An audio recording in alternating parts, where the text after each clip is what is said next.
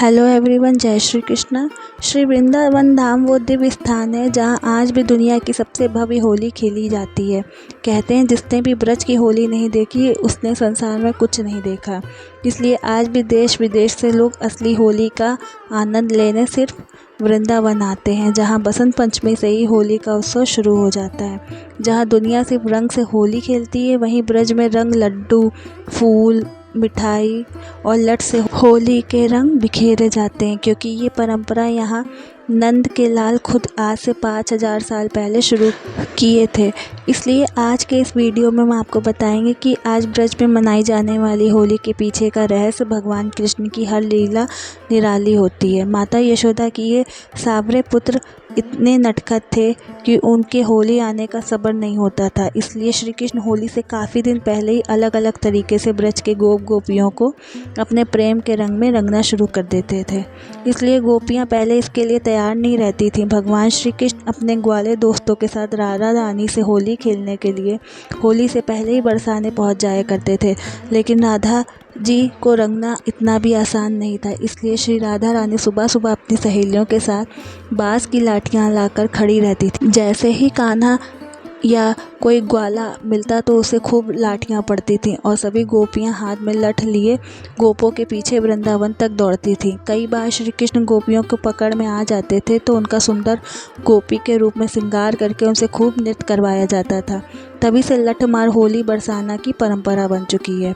आज भी युवाओं की टोली बरसाने जाती है और श्री जी की सखियों की प्रतिनिधित्व करती महिलाएं उन पर प्रेम से लाठी की बौछार करती हैं और नंदगांव से आने वाले लोग लाठियों से बचते हुए बरसाना की महिलाओं को रंग लगाने की कोशिश करते हैं, बिल्कुल वैसे ही जैसे श्री कृष्ण कभी अपनी राधा को रंगने की कोशिश करते थे। कहते हैं एक बार श्री जी होली से पहले काफ़ी वक्त से अपने श्याम से मिली नहीं थी, जिस वजह से श्री राधा रानी काफ़ी उदास थी। श्री राधा स्वयं प्रकृति हैं, इसलिए उनकी उदासी से पूरा वृंदावन मुरझाने लगा था। तब श्री कृष्ण ने राधा रानी के बरसाने पहुंचकर उन पर और सभी गोपियों पर फूलों की बौछार कर दी थी। तभी से ब्रज में फूलों की होली खेली जाती है।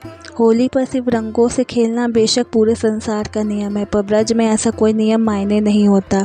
यहाँ श्री कृष्ण के हाथ में जो आए वही रंग बन जाता है, क्योंकि महत्व रंगों का नहीं उस प्रेम का है जो वो गोपियों के शरीर पर प्रेम से लगाते हैं।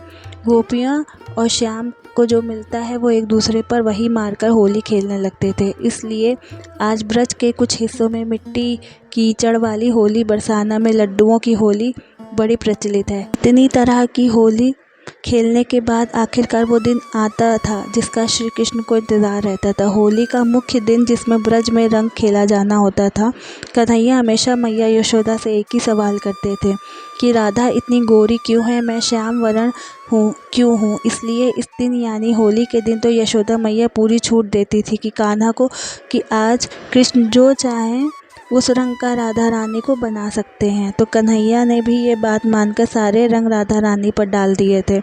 पता ही नहीं चलता था कौन राधा रानी है और कौन कृष्ण।